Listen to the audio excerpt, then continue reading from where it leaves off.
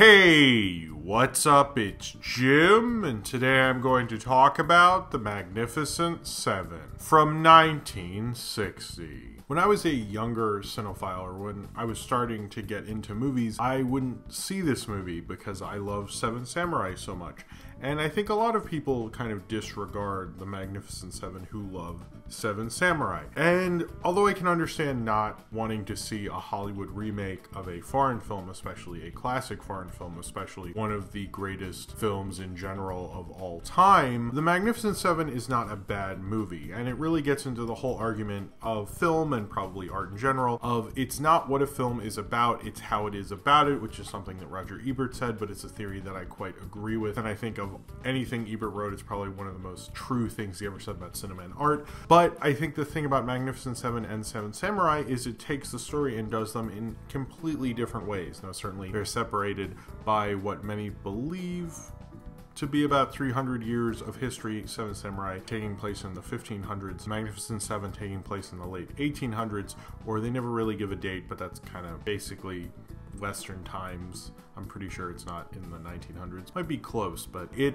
is kind of more about how you use that story and make that story with different directors and in different cultures, and the difference between a major production in Japan with a major, incredible, one of the greatest directors of all time, Akira Kurosawa, and how you would make the same story but in a Western setting with John Sturges, more of kind of almost a craftsman level kind of auteur Hollywood director with a major studio kind of picture. I've always found them to be interesting for comparison's sake, and when I was able to get over my own stupid pretentiousness, I realized Magnificent Seven is a hell of a fun motion picture and a hell of a fun Western, and hell, even Akira Kurosawa loved Magnificent Seven. It's a very fun, entertaining kind of Hollywood Western, and it does the Seven Samurai story very well. I don't think it does it as excellently. It doesn't get into more of the deeper socio-economical ideas behind it, and it isn't as rich in terms of character as Seven Samurai, but it's pretty damn good for a major Hollywood gang up suicide mission type of thing. And this is before The Dirty Dozen, a couple years before another film that John Sturges would direct, The Great Escape, with McQueen and Colburn and Charles Bronson. It really kind of sets the stage for that group film that would be prevalent throughout the late 50s and in the 60s especially. It's such a fun kind of good time, audience friendly Western. And I think when I've seen it and seen how these two very different directors in very different cultures made the same story, I find it incredibly interesting. But it also shows the smart thing to do with a remake. Let's say they redid this. They redid Seven Samurai straight and they remade it the same story but as a Hollywood film. That would be incredibly boring. Like, why would you ever want to see that? Like, that sounds awful. So like, well, other than not remake it, which would make more sense, I guess, to some, but what if you take that same story and do something different with it? And this isn't the last Akira Kurosawa remake that they take a samurai film by Akira Kurosawa and make it into a Western, but obviously, you know, Fistful of Dollars is another great example of that. But Magnificent Seven, I think, shows what you can do with a story with different styles. It makes you aware of maybe the faults of those styles, but also what some styles can do and what other styles can't. What is interesting about them and how some people will watch this kind of film and won't watch the other, but the story is still very much intact. And that's kind of the beautiful thing about Magnificent Seven, is that it understood the right way to remake Seven Samurai as almost a completely different movie, but sharing a lot and indebting a lot to the original, but kind of bringing a new life to it and a new perspective to it, rather than just rehashing the old perspective because it's a property that you can make money off of. Why not do something interesting and creative with it? And I think Magnificent Seven does that, while also being a hell of an entertaining big studio Hollywood Western. A town in Mexico is constantly being harassed by a gang of thieves who keep coming to town and stealing all of their corn and all of their crops, and it's getting harder and harder for them to survive, so they decide to go off and get a band of gunslingers to defend their town. And they first start with Yul Brynner and recruit 7 different guys, including Steve McQueen, Charles Bronson, James Coburn, Robert Vaughn, Hortz Bochulas, who I don't know, but seems to have been a big star at the time, and Brad Dexter, who are all going to defend the town from Eli Walsh and his terrible band of outlaws who are destroying this town, and hopefully help the villagers gain back some respect and save their town from going broke and not having the crops they work so hard to grow. The interesting thing that I didn't know about Magnificent Seven, and I think a lot of people probably don't, but maybe you do, is that the Magnificent Seven did not do well in America. Actually, it was considered a failure in America, and it wasn't until it opened in Europe and was a success. So much like how most Hollywood movies are today, it did better overseas. Wonder why they wanted to remake this one. Apparently when they were making The Great Escape 3 years later, all these people kept coming up to Charles Bronson and Steve McQueen and James Coburn for autographs and stuff, and they were kind of surprised because they're like, oh, we didn't know anyone saw this movie. It did actually make money, just not in America, but then because of the rising stars of Steve McQueen and Charles Bronson and James Coburn and Robert Vaughn becoming a bigger star after this film had been released, and because in 1970 this film was probably more valuable for TV stations to play a lot than it was in 1960, it got played a lot on TV, it did better on video, of all these things, because these guys were bigger stars, and suddenly you had this film with all these guys together that wasn't just The Great Escape and probably was being sold off for cheap, much like how cult films would play on cable a lot. And so it became a much bigger deal through the interpretation of people not seeing it in theaters, or also I read it did get re-released and did better on a re-release in America. So it just kept getting bigger and bigger, not when it was released, but later on, which happens sometimes. Wizard of Oz is another example. It didn't do as well in its initial release, but then became an all-time classic. And Magnificent Seven did. It was submitted to the Library of Congress with important films, which is something they don't do willy-nilly. You have to be a significant film culturally to get in that. It was not the best received by some critics, but Akira Kurosawa very much liked it, and John Sturges considered it to be his proudest moment professionally when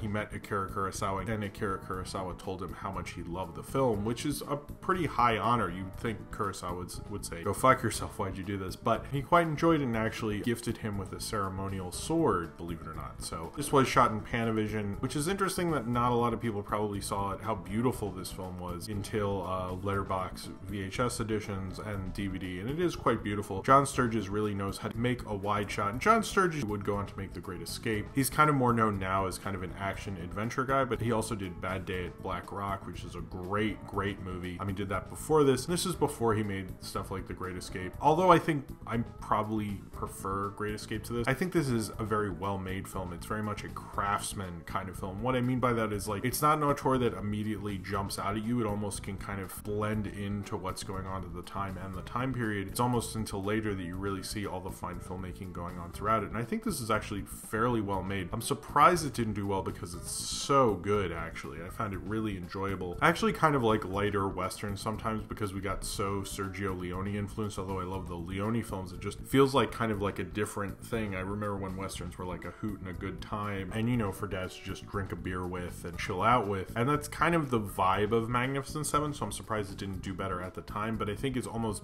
better to watch in your armchair with a Bud Light or something like that. I don't drink Bud Light, but I'm just metaphorically, I guess. The cast is quite remarkable. Yul Brynner, who is actually the one who got the wheels moving on this remake, he came to John Sturges, was like, I would like to do this, and Yul Brynner steals the show for me every time I see this film. He's just so good in it. It's interesting because we're about to have the Magnificent Seven remake. By the way, I shot this review before I shot the remake review, but I believe this will come out after that, so if you're wondering. Yul Brynner, it's interesting that Magnificent Seven is coming out now, and then so closely to the TV show of Westworld, because he would later reference his character of Chris Adams in Westworld. He's almost wearing the same clothes. It's very much using that iconography in Westworld. It's kind of interesting that that sort of happened. I don't think it was planned out that way. But Yul Brynner is absolutely like the star of this movie. I think he steals every scene he's in. I was familiar with The King and I before this, and I was always like, how can Yul Brynner be a cowboy? Like, I knew he was a great actor, but I was like kind of confused by it, knowing from Ten Commandments and The King and I, and man, he steals the show. He's so good in this film. Apparently he had some on-set disagreements with Steve McQueen, and he always felt like Steve McQueen was trying to upstage him. I've seen Magnificent Seven like at least twice. I can think of maybe a third time, and each time I've seen it, I always feel like how Steve McQueen doesn't really come out as much as Yul Brynner. I never feel like that's going on. Maybe that was something on set he felt. Apparently Yul Brynner was a little nervous about appearing shorter or the same size as Steve McQueen, so he'd make a little mound of dirt under where he was standing so he would appear taller in the movie. This did help Steve McQueen break out of TV. He was shooting a show, I believe, called Wanted Dead or Alive, and had a car accident and used that time off, an alleged car accident, I'm saying alleged, used that time off so he could be in this movie, which helped him break out of TV, which was a lot harder to do in the 1960s than it is now. Now nobody gives a shit, but then they cared. I also enjoy Charles Bronson, who's great in a group action picture from this, Great Escape, and Dirty Dozen. He really shines in those. It's kind of interesting, he didn't really have his real breakout moment until Death Wish, although he did star in action stuff. He didn't really become a superstar until then. James Coburn, apparently he was a big fan of Seven Samurai, and actually part he is playing in the original Seven Samurai was his favorite character, so that kind of worked out for him. Apparently all sorts of different people were considered, from Clark Gable to Anthony Quinn, but they weren't in it. Robert Vaughn was a good friend of James Coburn, actually recommended him, and I like Robert Vaughn. I don't think Brad Dexter gets as much time as necessarily he should, but I like everyone in this, and Hortz Burkles, I think, I don't know, Buckles? I don't know how you say his name. He was interesting, but his role felt so similar to the part in Seven Samurai in some places, but he did seem to be having fun with it. But he's just such a hothead, it almost becomes irritating. He's the one who could piss me off the most. But Eli Walsh is so good. I like him practically everything I've ever seen him in, but he is so good as the villain in this. He's a great actor in any Western, really. The cast works so well together. Even people who don't really like this movie point out how well the cast works together in this film, and it's fun to see their interplay between them, and I think that's what really works as a good dynamic film. It's interesting, maybe Charles Bronson's the key to these kind of movies, because each of the ones he's in, I always think about how I love the chemistry between the group, and then I love them separate as well. And John Sturges does a great job of doing separate beats with each of them, so you always understand each of the different personalities. He's very good at that. You know,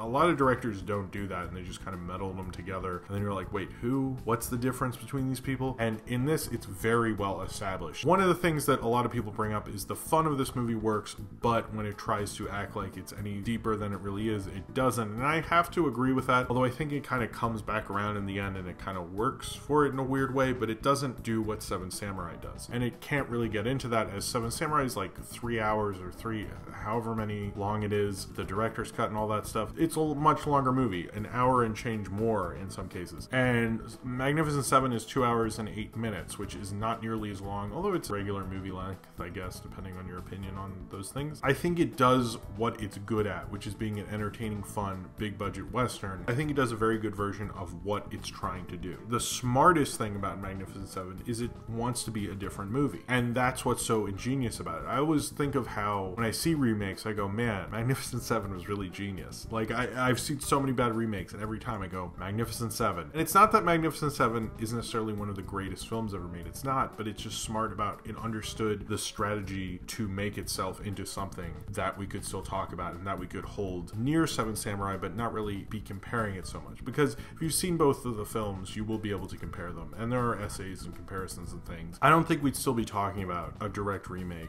in a lot of ways, and I think that's what makes the Seven Samurai story so universal in so many ways. And there is kind of a give and take between Westerns and samurai movies, and there's so many times there's been a remake of a samurai movie into a Western and vice versa, and this plays into that, but it understands how to do it. And I think that's something I've always loved about Magnificent Seven. I've always loved how much of a good time the whole movie is. It's so much of a big budget Hollywood Western. It focuses on being a good, star-driven, good time of a film, and it's so good at it. I love these kind of joint guy movie, kind of fun time, big Hollywood productions. And Magnificent Seven is one that's straight down the middle. It's good at being an entertaining time. It's not so good at really saying much of anything, but that's for Seven Samurai to do. If you want to have a cold beer, sit back after a long day and watch a fun, enjoyable movie that has a good enough of a decent story behind it, then Magnificent Seven is perfect for that. I don't think it's as good as The Dirty Dozen or even John Sturges' own The Great Escape, but in terms of what it's doing as a remake, it's very excellent at that. And I wish more remakes had the balls to understand